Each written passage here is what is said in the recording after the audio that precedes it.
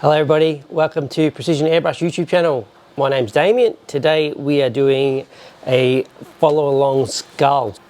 So if you'd like to follow along, you can download from the link in the video description the pack, which will include full reference, the full line drawing.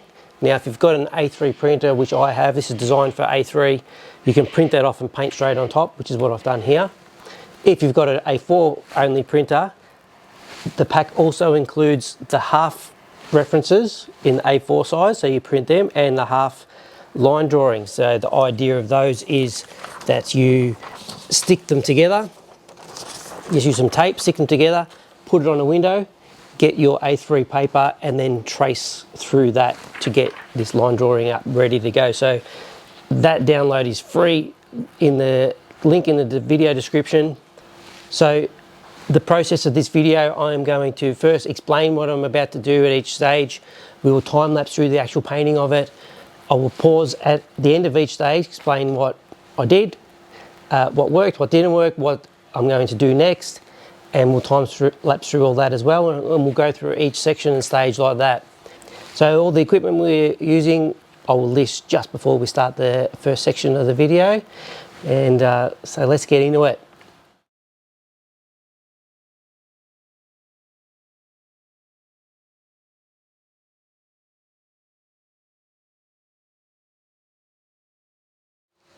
Okay, so first stage, I'm using the opaque black, and I'm going to work quite heavy. I'm just going to put it down around the outside, in the eyes, make it all actually too dark in preparation for building it back up with the lighter colours.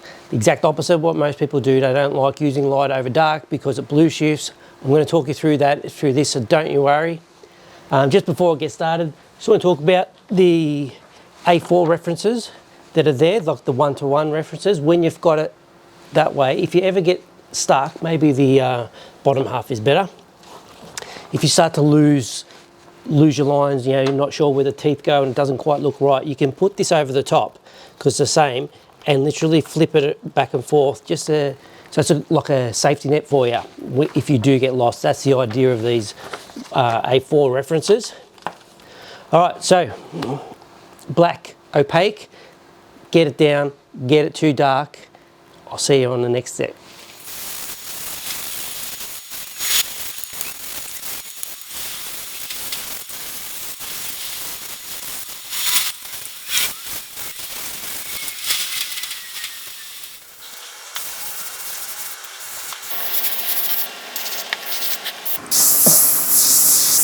So yeah, really don't worry too much about getting specific detail. I'm really pushing this hard right now, just to get it done. Really a good way to do this artwork, if you didn't have to worry about putting lines or seeing your line drawing to start with, would be to start with a black piece of paper.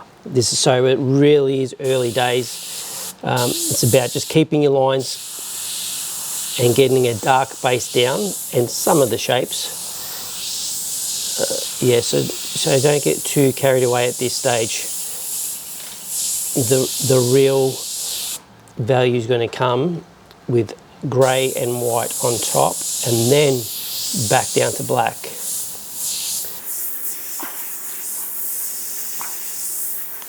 Really don't want to spend too much time on getting this part down, although it is an important part. You need to do it. Like using black paper is one way and would be a really good way of doing it,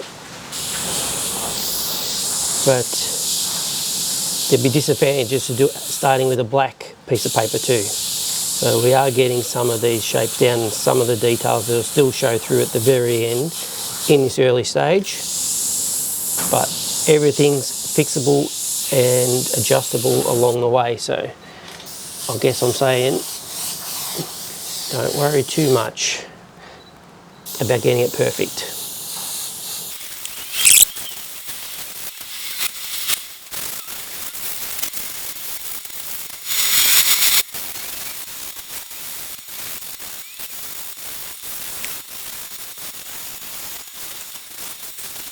Okay, so that's the first stage done. You can see it's not very precise. We use the opaque black because we prioritised the opacity of it. We wanted to get it nice and dark. We wanted to block in the big shapes over the precision that will come with the reduced normal non-opaque black later on. You might get spiders in there. You can see it's up close, it's not perfect. I only spent about 15 minutes actually just really smashing this out, but you might get spiders, you might get, it doesn't really matter. You just want to make sure you know where all the places are meant to go. You can still see all the lines. It's all in preparation for the lighter colors as we're going to define those shapes, clean up your spiders and clean up your mistakes with those colors later. So let's go on to that now. Mid-gray, we're going down the scale from black, mid-gray, white after that, and then back up, mid-grey, black. We're just going to go through that sort of cycle all the way through. So mid-grey next, let's get onto that. Okay, so start in a safe place, close to an edge, place that looks white to you.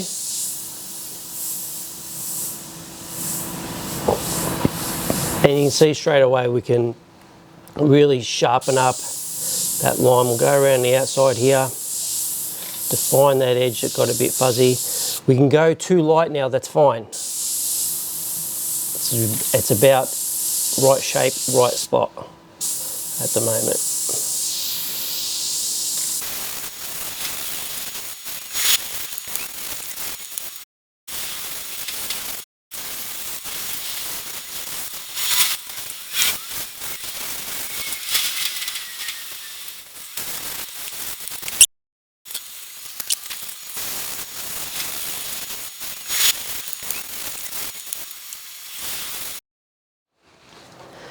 Okay, so that's the next stage done. The mid-grey on top of that opaque black first up.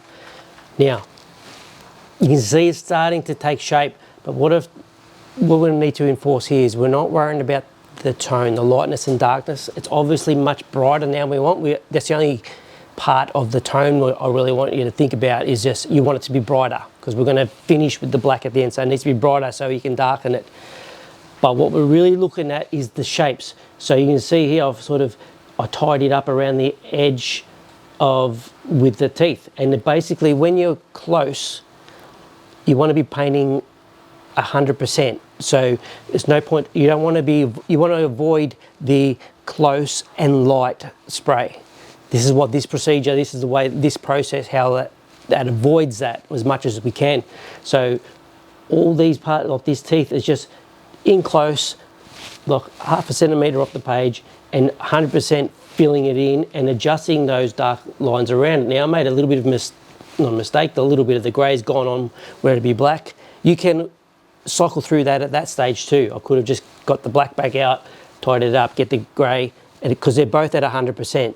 So as long as it's about getting that shape, and that's all along all these areas. You're finding the edge, you're nice and close, and getting those shapes. A good example is this little crease in the chin. You know, see the whole area is much brighter, but to do that little line is tricky, right? If you were doing it with black and you just try to get in the exact spot, I did it roughly earlier, and because I've got this much space to play with all the way around it with the grey, I can go right up to it and I could make that as fine as I wanted and as light as I wanted. If I wanted it lighter than that, I just need to fog over with the grey and it's lightening that black line. So that's sort of the process of it, the idea of it. I guess now if you think back to when I said you could use a black piece of paper, this is when it really shows through. The downside is that you didn't have the lines there to follow. So this is why I do it this way. So next stage, we're in the middle now. The next stage we're going to go to white and just pick out the highlights. Now at the point, really that's probably the right intensity, but I want to make the whole thing brighter. So I'm going to just pick out the real bright on the teeth there, to bridge of the nose, just here, there and everywhere. So just, it won't be very long with the white, even the top of the bottom teeth, they're much brighter. So I'm going to hit them with the white. So that'll be the next stage. And I might not even stop there. I might just, you watch me do that in time lapse and then I'm going to go back to the grey. So we've gone down all the way to the bottom to the lightest, go up back to grey to tidy up any of those highlights. Okay, so this is when we talk about blue shift. You can see around a very blue, light over dark, but where it's 100%, it's not anymore. So here I've gone a few coats. That's not the blue anymore. That's actually the true colour of the grey in the airbrush. Where it's lighter, it's not quite the true colour, but that's the whole reason why we're making the whole thing brighter, because the way to fix the blue shift is to get transparent colours over the top, which will be with black. Any white that creates blue shift, the grey over top of that will kill that blue shift and turn it to the colour we want, and then black on top. So I hope that makes sense. Let's get into it. White and then grey to tidy up, and then I'll come back to you.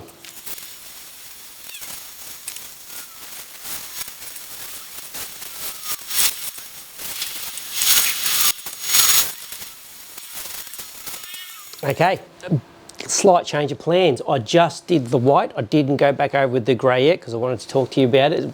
So I said there's a plan, and then there's the new plan when it doesn't work.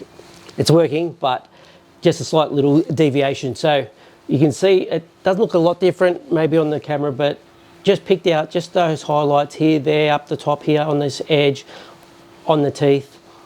And I'm happy enough with that, and to the point where we could probably skip that grey stage as we go back up towards black. I think I'm pretty happy with it.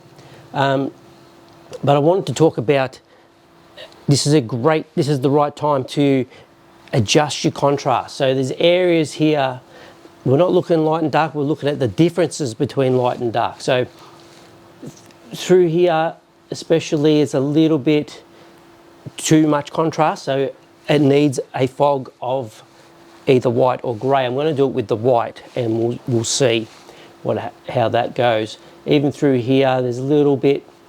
So it's just going to be like a light fog, and you got to be really careful at this stage because you can really quickly wipe out everything, like as far as your lines go, and so you lose your place. But don't forget, you've got these if you do happen to do that. You also may be at this stage more susceptible to the blue shift when you're doing it nice and light, right? Because it's the colour coming through the light colours that actually causes the blue shift. It's not real obvious here because I'm in close and I'm doing everything close to 100%, except for like here, there, everywhere. So I'm going to now just lightly fog, and I'm not going to time lapse it. We're going to stay on track here, and let's just talk about it as we go. So, that was what I was going to say. So I'm going to be really careful because I'm using the white. I could use the grey here, but I'm going to use the white. I'm going to do it lighter than I think, just in case I need to put the grey on top. So say if I want to overall do it 10% fog, I'm just going to do it 5 with the white first and just see how it's looking, if there's much blue shift, and I might use that last 5% with grey. In fact, I probably will. So it's not a lot. I'm pretty happy with it. It's definitely through here. I just want to lightly fog through there. You still see the shapes show through. Even here, there's a little black line in between. It's very subtle, guys, but it really makes a huge difference. And when you get good at this part of it, you will love this part of it. This is always my favourite part of it, artwork, just that contrast adjusting with an opaque white or grey. Here's a perfect example. Look at that little dark patch there. It's sort of not, it's not there, and so just the light fog almost got to let it a bit short there. I am going to switch to the grey, and you may not even notice it, but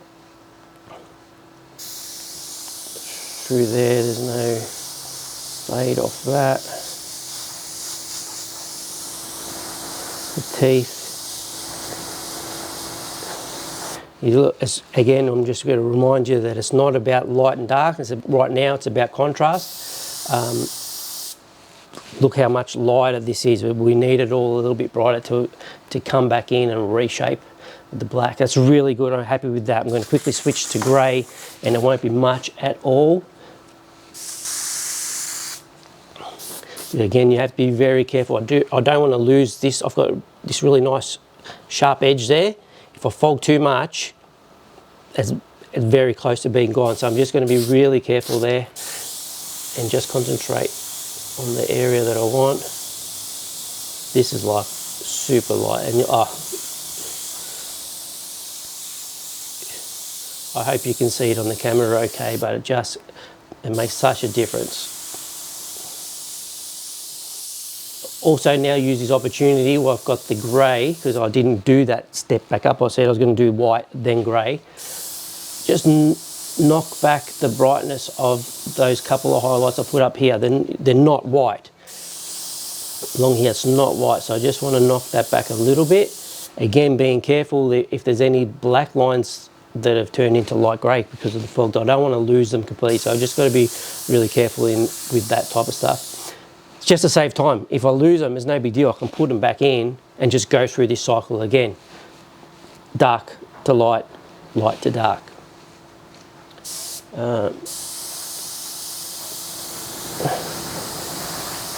Yeah, so that's that. We're now going to switch to time-lapse, because the next stage is now the black, the non-opaque version of black. And we're going to reapply everything. And we'll get these shapes. We're going to be some nice soft blends, get that form back in. I may switch back to the opaque just for the background overspray, but I think it should be okay. I'm just going to start with the non-opaque black and tidy it all up. So that's the next stage. Let's get into it.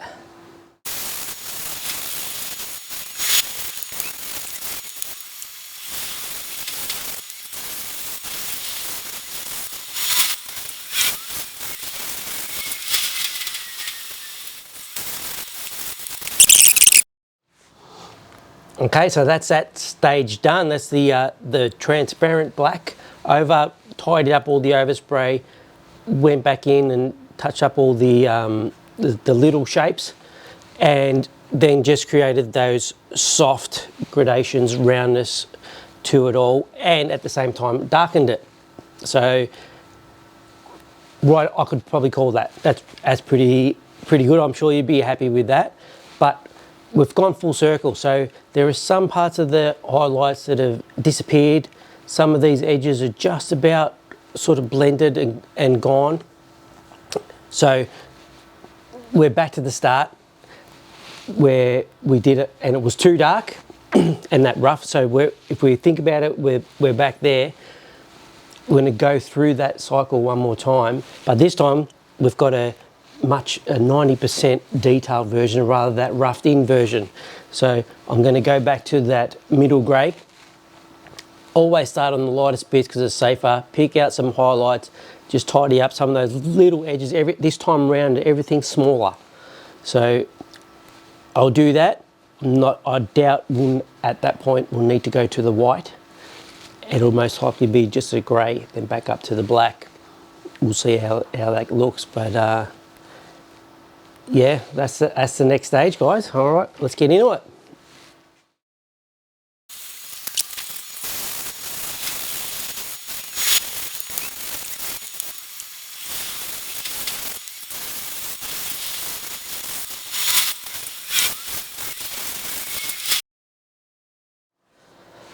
So that was the mid-grey to pick out all the highlights one more time, and you see so many more little ones, and everything, if you have a close look, every shape I make was much smaller than it was that first time round. I decided I'm not going to go down to white. It's amazing how much this looks like white. A lot of it looks like white, but it's just because everything got so dark.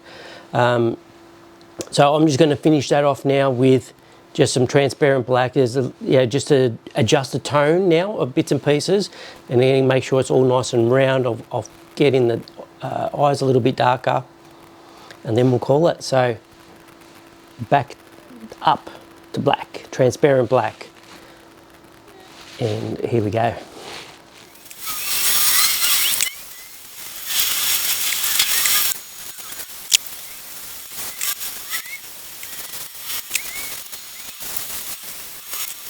All right, so that's it, guys. Even that last stage, when the transparent black, everything was smaller. So you got to understand that as you go through those layers, everything gets smaller and smaller. Now, I call what I teach freedom to freehand. Not about the freehand. I did freehand all this, obviously. You can use shields, stencils, whatever along the way that helps you get there. The freedom part is actually the part I'm really trying to teach you in this. Get good at using your layers, get understanding, and the only way to do that is to practice it and fight through that fear that you're about to wreck it. It doesn't matter. You just, once you understand that every stage is fixable, adjustable, then there are no more mistakes. There are just adjustments along the way. And that is true freedom, right? That's what you want you to have. You think back at that very first stage, how rough that was. I knew I was going to turn it into this through that process. That was just a stage. They weren't a million mistakes. They were just parts of the process. So thanks for watching. Please get the download in the video description if you want to have a go at this yourself. Added bonus is you end up on my email list. You can unsubscribe to that anytime you want, but why would you when you've got me there? So download it, have a go, send me the email, and we can talk about it. So that'd be awesome. I'd love to do that. I've had people do that too already. So yeah, please get that download. Share this around to people. Like, subscribe, comment, let me know what you think. I want to make these better. I want to do this for you guys. So thanks, and I'll see you next time.